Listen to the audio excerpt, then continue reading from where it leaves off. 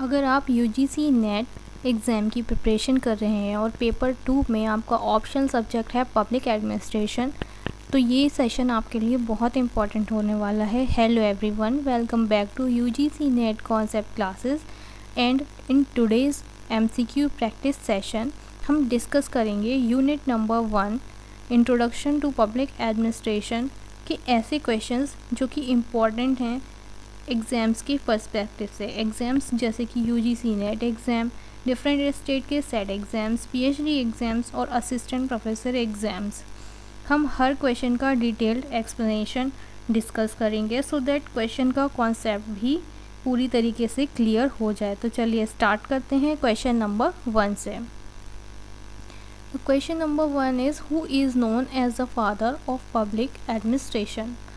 Option A Max Weber, option B Woodrow Wilson, option C Luther Gulik, option D Herbert Simon. The correct answer is option B Woodrow Wilson.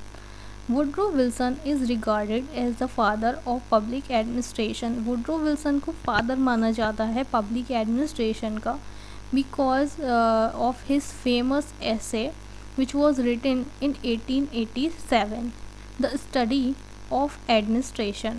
The study of administration, this essay laid the foundation for public administration as a separate academic discipline. Public administration को एक separate academic discipline के तौर पे foundation मिली थी Woodrow Wilson के इस famous ऐसे से।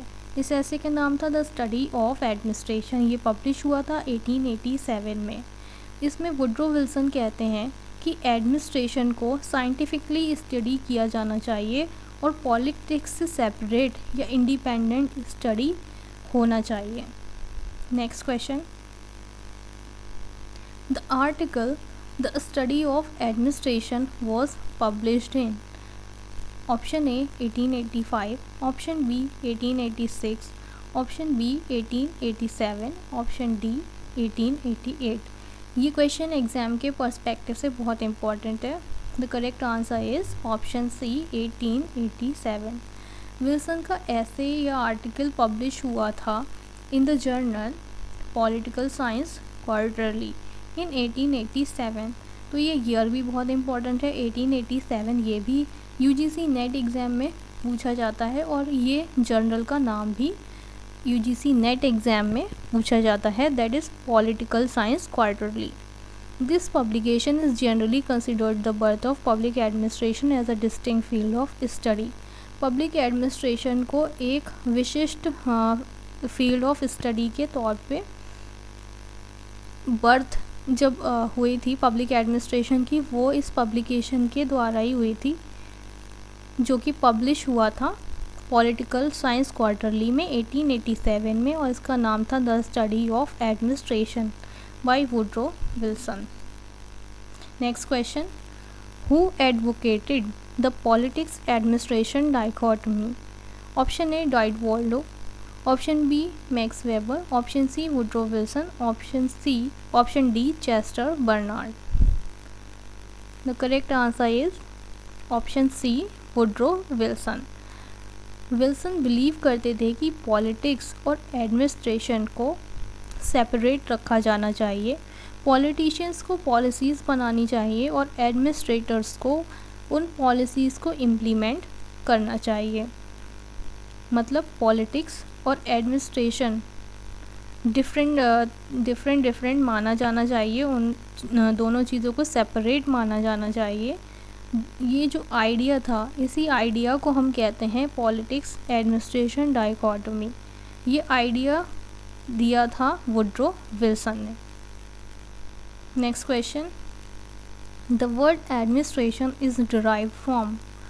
Option A Greek language, option B French language, option C Latin language, option D German language. The correct answer is option C Latin language. The term administration comes from the Latin words ad and minister. Ad मतलब to या towards और administrative that is to serve और manage।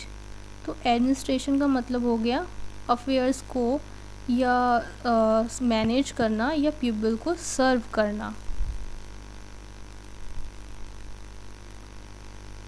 as administrate means?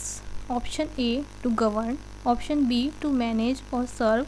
Option C, to legislate. Option D, to command. The correct answer is option B, to manage or serve. The Latin term administrate refers to directing, managing, assisting or serving. Public administration ultimately aims at serving the public interest. तो administrate एक Latin term है जिसका कि मतलब होता है direct करना, manage करना या असिस्ट करना और सर्व करना. करेक्ट ऑप्शन बी हो जाएगा, टू मैनेज और serve. Question number 6. Which scholar define public administration as the detailed and systematic application of law? Option A, Woodrow Wilson. Option B, L.D. White. Option C, Herbert Simon. Option D, Dwight Wardo. The correct answer is option A, Woodrow Wilson. Exams में UGC net exams में public administration में definitions scholars की काफ़ी ज़्यादा पूछी जाती हैं और ये एक बहुत ही फेमस डेफिनेशन है वुड्रो विल्सन की पब्लिक एडमिनिस्ट्रेशन की, जिसमें वो कहते हैं कि पब्लिक एडमिनिस्ट्रेशन एक डिटेल्ड और सिस्टमेटिक एप्लीकेशन है लॉ का. Wilson emphasized that administration is the practical application of laws enacted by the legislature. Legislature जिन लॉज को बनाता है, एडमिनिस्ट्रेशन उन लॉज को प्रैक्टिकल रूप देता है, उनको अप्लाई करता है for the general masses. Government policies become meaningful only when they are implemented through administration. Policies का अर्थ तभी सार्थक होता है जबकि वो इम्प्लीमेंट की जाती हैं एडमिनिस्ट्रेशन के द्वारा. Question number 7. Who authored the book Introduction to the Study of Public Administration? Books UGC net exams के पर्सपेक्टिव से बहुत ज़्यादा इम्पॉर्टेंट हैं.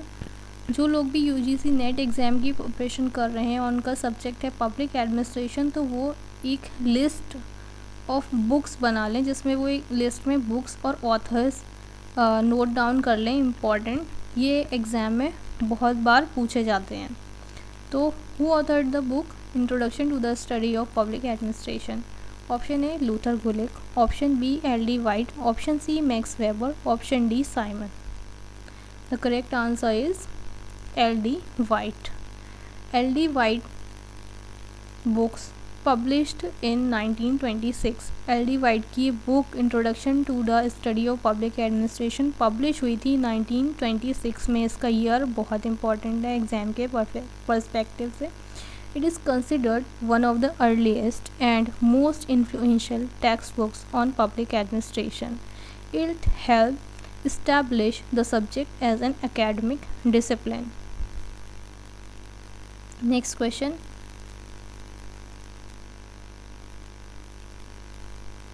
L.D. White defined public administration as option A, management of public affairs. Option B, all operations having the purpose of fulfilling public policy.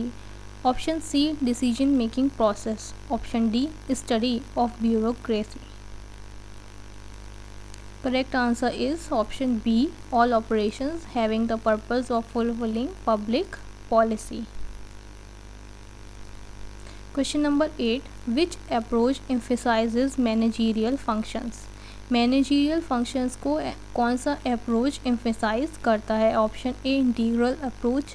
Option B, welfare approach. Option C, managerial approach. Option D, ecological approach. The correct answer is option C, managerial approach. Managerial approach का focus mainly होता है top level managerial functions पे. Managerial functions जैसे कि planning करना, organise करना, staff को recruit करना और डायरेक्शंस प्रोवाइड करना और कोऑर्डिनेशन इस्टेब्लिश करना. It does not include routine clerical और टेक्निकल वर्क. टेक्निकल और क्लैरिकल वर्क मैनेजीरियल फंक्शंस में इंक्लूड नहीं किए जाते हैं. Next question. The integral view of public administration includes.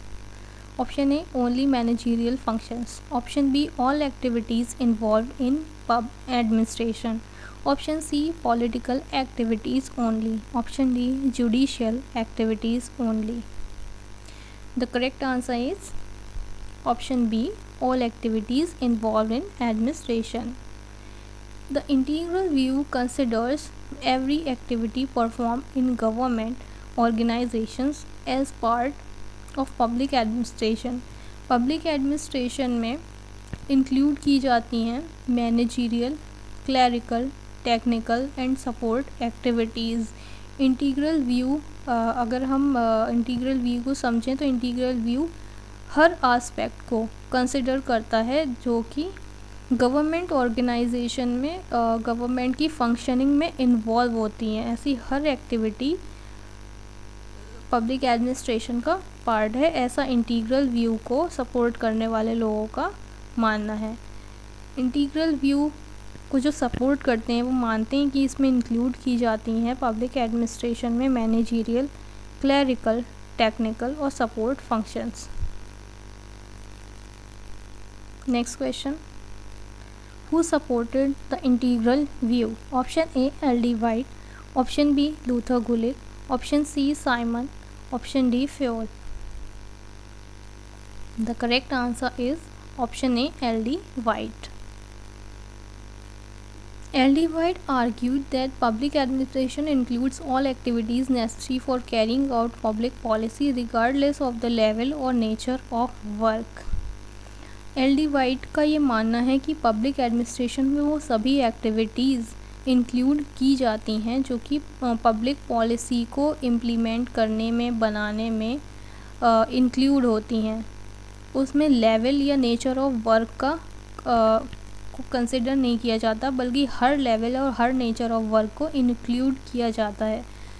इस इंटीग्रल व्यू को जो सपोर्ट करते हैं ऐसे कई सारे स्कॉलर्स हैं, जैसे कि marshal A डिमॉक, LD. White, Woodrow Wilson. Exam में ये क्वेश्चन काफ़ी बार पूछा जाता है कि इंटीग्रल व्यू को सपोर्ट करने वाले कौन कौन से स्कॉलर्स हैं, तो आप इसको नोट डाउन कर लीजिए. आज के MCQ प्रैक्टिस सेशन में आपका स्कोर कितना रहा कमेंट करके ज़रूर बताइए. और अगर आपको सेशन यूज़फुल लगा हो तो लाइक कर दीजिए. जो लोग भी UGC net, set exams, PhD या असिस्टेंट प्रोफेसर एग्ज़ाम्स की प्रिपरेशन कर रहे हैं उनके साथ शेयर कर दीजिए. और ऐसे ही unit wise MCQ practice session, PYQ analysis, concept classes और JRF ओरिएंटेड कंटेंट के लिए चैनल को सब्सक्राइब कर दीजिए. मिलते हैं नेक्स्ट वीडियो में एक और इम्पॉर्टेंट सेशन के साथ. तब तक पढ़ते रहिए, प्रैक्टिस करते रहिए और ग्रो करते रहिए. Thanks for watching.